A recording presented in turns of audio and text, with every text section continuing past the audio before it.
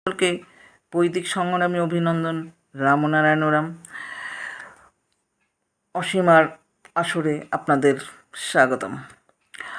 আমি আমার ইউটিউবের আজ যাত্রাপথ শুরু।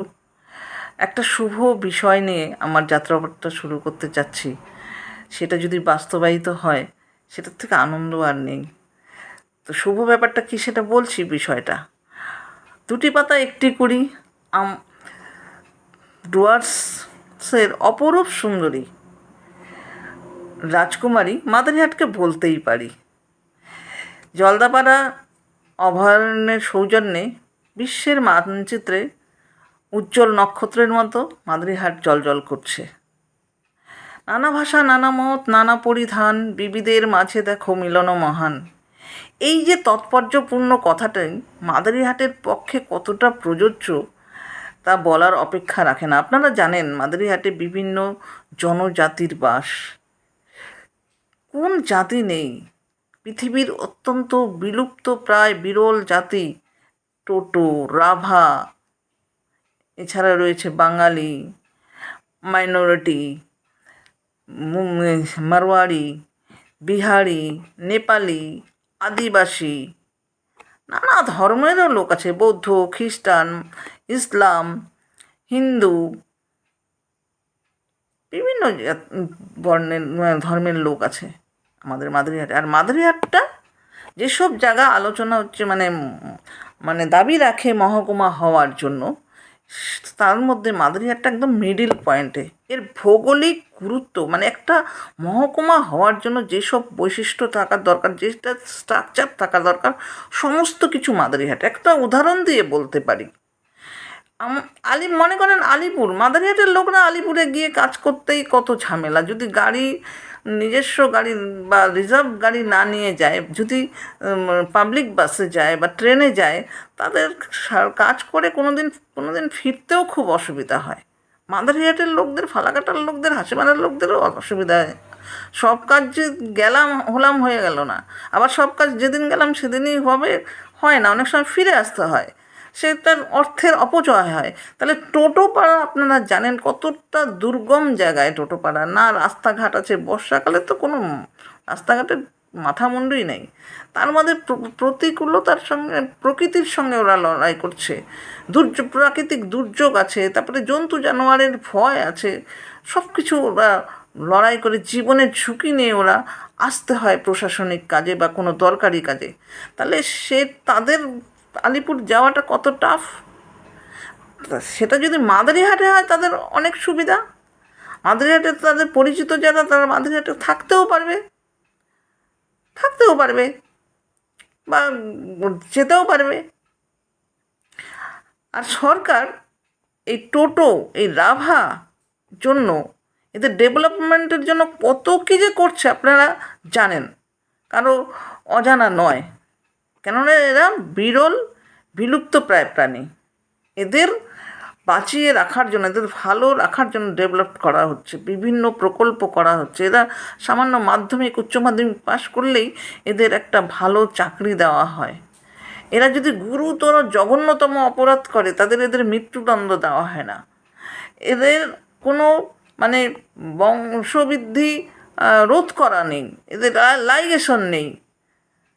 তাছাড়াও এদের নানা রকমভাবে আর্থিক সহযোগিতা থেকে আরম্ভ করে বিভিন্ন প্রজেক্ট করে ডেভেলপ করার ইসে হচ্ছে।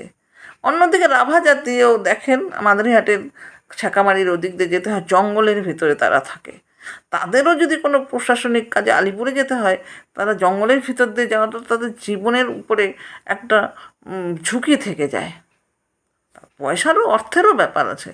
এছাড়াও আপনারা জানেন মাদারিহাটের মধ্যে কালাপানি বলে একটা জায়গা আছে, সেখানে যাতায়াত ব্যবস্থা ভালো নেই। লঙ্কাপাড়া, তারপরে হলো ওইদিকে শিশু জুমরা, আরও ভিতরে চা বাগান টাগান রয়েছে অনেক জায়গা। তার নাম মাকড়াপাড়া। মাদারিহাট যদি হয়, এদের একটা সুইটেবল জায়গা হবে, আসতে সুবিধা হবে।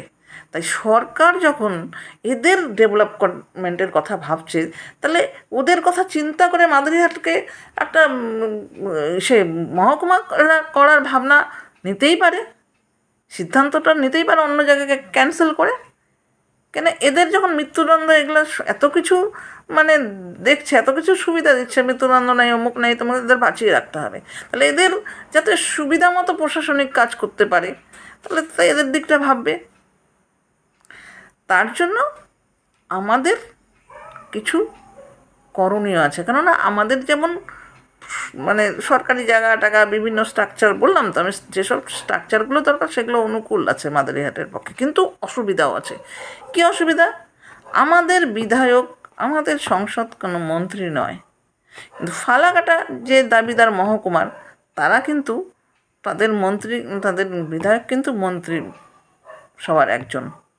তাহলে তার সঙ্গে মুখ্যমন্ত্রীর দেখা হবে এবং সেও চাইবে তার ফালাকাটাকে করার জন্য চেষ্টা করবে। আবার আমাদের যে বিধায়ক, আমাদের যে সাংসদ, তারা বীরপাড়া, তারাও চাইবে বীরপাড়া হোক। তাহলে মাদারিহাটের পক্ষে এই অসুবিধাগুলো রয়েছে। তাছাড়াও মাদারিহাটের পক্ষে অসুবিধা রয়েছে জনসংযোগের ব্যাপার। মাদারিহাটে ভালো কাজে লোক হয় না। উদ্দাম নৃত্য, অমুক তমুক হাবিজাবিতে লোকের পরিপূর্ণ, কিন্তু ভালো ডেভেলপমেন্ট কাজে নাটক বলো, সাংস্কৃতিক অনুষ্ঠানগুলো লোক নেই।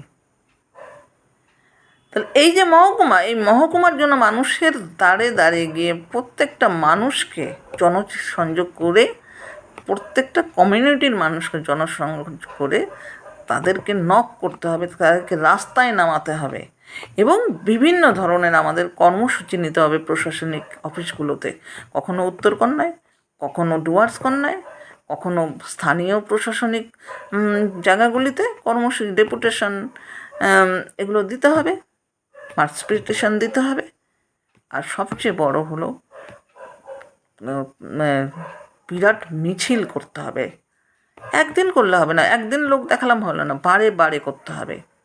জনচেতনা, শত শত লোকের আওয়াজ আমাদের মাদারিহাটকে মহকুমা করতে হবে, প্রশাসনের কানে সেটা ঠোকাতে হবে। আর শুধু মাদারিহাটের মধ্যে সীমাবদ্ধ থাকলে হবে না, সেই আওয়াজ সোশ্যাল মিডিয়ার মাধ্যমে যাতে সেটা মুখ্যমন্ত্রীর দরবারে যায়, তার দৃষ্টিগোচর যাতে হয়, এটা আমাদের করণীয়।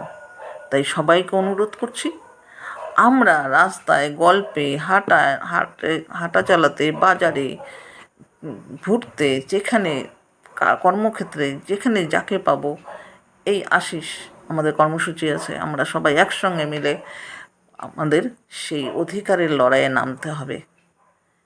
এটুকু বলে সবাইকে শুভরাত্রি জানিয়ে শেষ করছি। নমস্কার।